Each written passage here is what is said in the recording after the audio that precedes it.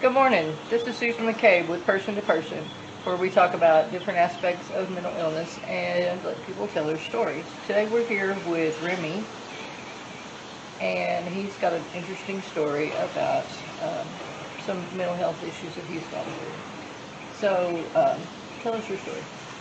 Well, my story begins. I started taking. Well, I'm gonna go back. Actually, there was a time where I had a sleepwalking accident, and I sleptwalked and I jumped through the bedroom window in my mother's house and landed on the concrete. So sooner or later after that, I started taking psychiatric medication because a couple of issues arose up, and we don't know if that had anything to do with the sleepwalking incident, but eventually I got diagnosed schizophrenic when I was living in Ohio. I basically I basically started hearing voices. It felt like everybody in the town was after me, and I just didn't know how to. I didn't know how to stop it. I didn't know how to stop it. I didn't know what was going on. I didn't even know I was hearing voices. It felt like I was literally hearing people from inside their houses. Yeah. So How old were you at that point? I was about 24. Yeah, I was about 24. So how did they diagnose you? They diagnosed me because at the point I'd been taking psychiatric medication for a minute. I went to the place and I asked them what exactly. I didn't. Sorry, I sometimes run off at the lip when I talk.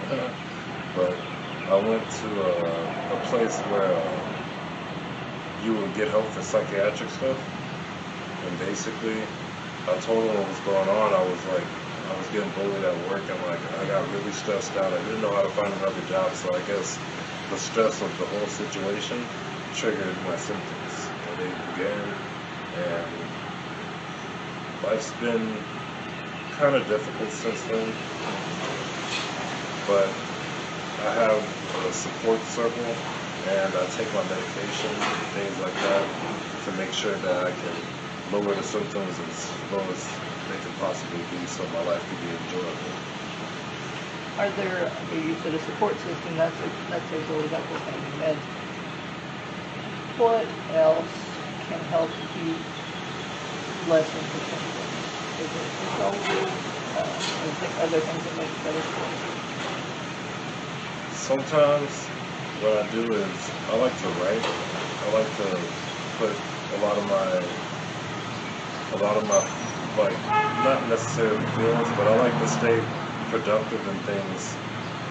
Sometimes I have like really bad symptoms. Like lately, I've had my symptoms, they got worse, sadly, probably from the last relapse I had. But I just I just try to manage everything. I use So coping. putting your thoughts on paper and things and everything. Yeah, and just talking about everything. Sometimes I'll just check with a friend about a paranoia that I'm having. Like all my friends know I'm schizophrenic, so I make it a point to tell them just because, like, mental illness is a very real thing, and it's something I battle with, like, every day. Are there, you said stress will make it worse, and what else could make your symptoms get worse? Drug abuse. Drug abuse can make it worse. Stress, yeah. A lot of times, caffeine. Okay. Yeah, yeah, too much caffeine. What about the way people have treated you? Have you had stigma from the mental illness, or not really? Yes, definitely. There's been plenty of people that think I'm making this all up in a sort of way, that I'm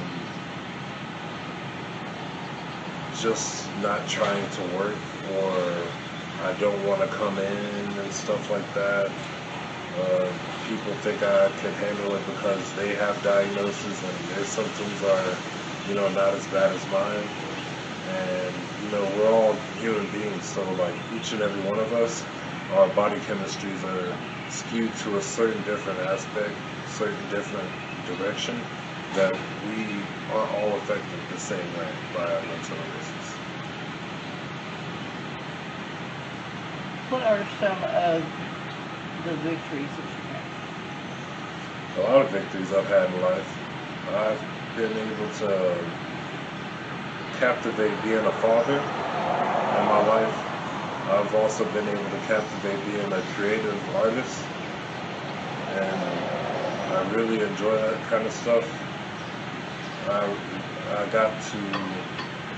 I made it through high school. A lot of people haven't done that. And I try to be a substantially, due to my circumstances and things that, you know, came into contact with my person. I'm a nice person. People feel like they can talk to me sometimes. And I try to be a trustworthy person. And I'm fun. That is one of the victories. So you are involved with our program here at Phoenix House in Abilene, Texas. Tell us how you found us. Okay. And about your experiences.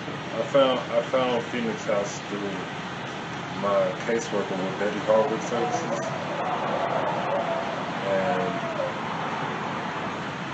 basically I came here and I found out there was a lot of things that I could help you guys with, and that would also help me in terms of finding a job, keeping a job. And I really wanted to learn how to basically teach people how to use a lot of technology stuff. For which we are truly grateful. Yeah, thank you. Yeah, I really like Phoenix House. I think it's awesome. So what would you tell somebody who was in a similar situation to you were? I would tell them to keep their head up, to try their hardest, and remember that you're not alone. What do you wish that people would understand about schizophrenia, in particular in mental illness in general? That we're not a more violent person. We're not violent people. And we are safe people. Yeah. Any other advice that you would like to give somebody out there? No, I think that's all. We appreciate you being with us and having the courage to share your story. Thank you. You're welcome.